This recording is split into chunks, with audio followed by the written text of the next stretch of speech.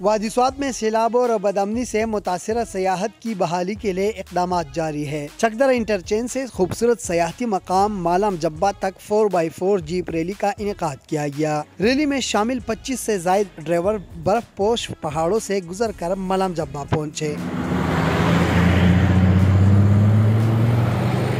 منتظمین نے ریلی کو سیاحت کے فروغ کے لیے اہم اقدام قرار دیا۔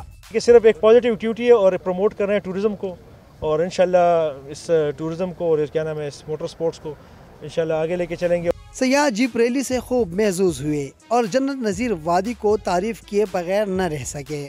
یہاں پہ بہت انجوائے کر سکتے ہیں، یہاں پہ ہر قسم کی فیسلٹیز موجود ہیں اور ہر قسم کی ایکٹیویٹیز ہیں یہاں پہ، زپ لائن، چیئر لفٹ، اور ابھی ونٹرز میں اسکی سیزن بھی شروع ہو جائے گا، تو ایڈونچر کرنے ضرور آئیں۔ سیاحوں نے جیپ ریلی کا انعقاد اچھا اقدام قرار دیا، جس سے سیاحت کے فروغ اور اس شعبے سے وابستہ لوگوں کے روزگار میں بھی اضافہ ہوگا۔ مراد علی خان، ڈان نیوز، مالم جبہ، سوات۔